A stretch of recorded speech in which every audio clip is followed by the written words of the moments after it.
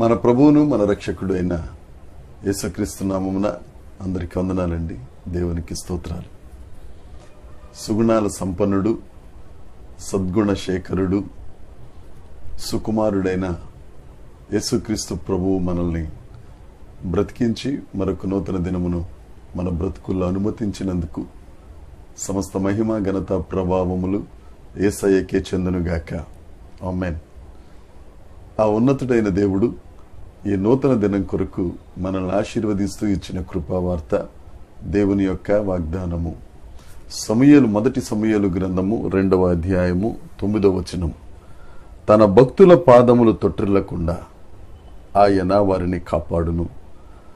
దుర్మార్గులు అంధకారమందు మాటు మణుగుదురు. బలము చేత ఎవడును జయము నొందడు. దేవునికి స్తోత్రం కలుగునుగాక. దేవునికి మహిమ కలుగునుగాక. ప్రభునందు ప్రియమైన సహోదరి సహోదరులారా, ఈ నూతన దినం కొరకు దేవుడు మనకిస్తున్న వాగ్దానం, తన భక్తుల పాదములను తొట్టిల్లనివ్వకుండా కాపాడే గొప్ప దేవుడు మన దేవుడు. ఈ మాట హన్నా గారు దేవుణ్ణి స్తుతిస్తూ విజయ గీతము రాసిన కీర్తన ఈ 1వ సమూయేలు 2వ అధ్యాయం. దేవుని సన్నిధిలో హన్న తన హృదయమును కృమ్మరించి దేవుని ఎదుట సాగిలపడి దేవుని ప్రసన్నత పొందుకుని గర్భఫలమును ఆవిడ తీసుకుని దేవుని సన్నిధికి తీసుకొచ్చి పాలు విడిచిన తరువాత బాలుడైన సమూయేలును షిలోహు మందిరములో విడిచిపెట్టిన తరువాత విజయముతో దేవుణ్ణి ఆలాపిస్తూ పాడిన స్తుతి కీర్తన ఈ మాట, ఈ వాగ్దానం. హన్న దేవుణ్ణి ఉద్దేశిస్తూ అంటుంది, దేవా, నీవు నీ భక్తుల పాదములను తొట్టిల్లనివ్వని మరువని దేవుడవయ్యా. మన దేవుడు తన యందు భయభక్తులు గలవారి ఎడల వారి పాదములను జారిపోకుండా చేసే గొప్ప దేవుడు. ప్రియమైన సహోదరి సహోదరులారా, ఈ రోజు లోకాన్ని చూస్తే అంతా జారుడు బండగా ఉంది. ఎటు చూసినా అపవిత్రత, ఎటు చూసినా అశ్లీలత, ఎటు చూసినా దౌర్భాగ్యపు పరిస్థితులే. పరిశుద్ధతను కాపాడుకోవటం అనేది ఒక సవాలుగా మారిపోయిన ఈ దినాలలో దేవుడు నీతోనే మాట్లాడుతున్నాడు. ఎక్కడ నీ పాదం తొట్టిల్లిపోయిందని నలిగిపోతున్నావో, ఎక్కడ కాలు జారిపోతుందని అణగారిపోతున్నావో, దేవుడు నీతోనే సంభాషిస్తున్నాడు. ఆయన తన భక్తుల పాదములు తొట్టిల్లనీయక సమభూమిలో నిలుపగలిగిన సమర్థుడైన దేవుడు యేసుక్రీస్తు ప్రభు. అందుకే ఆయన పేతురైన తన సేవకుణ్ణి తన చాటున మరుగుపరుచుకుని చెప్పిన మాట, నేను పరిశుద్ధుడని గనుక మీరు కూడా పరిశుద్ధుడిగా ఉండండి. ఆయన పరిశుద్ధుడైన దేవుడు.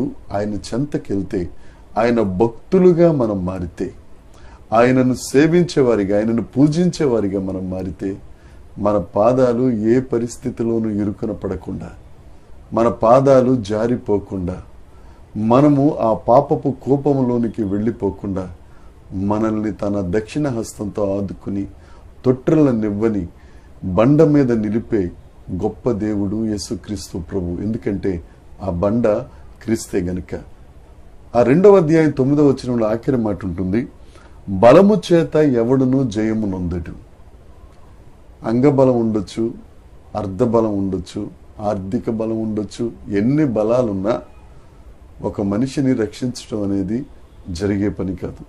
మనం కరోనా పరిస్థితులలో చాలా మందిని చూసాం, ధనవంతుల్ని చూసాం, ధన సంపన్నుల్ని చూసాం.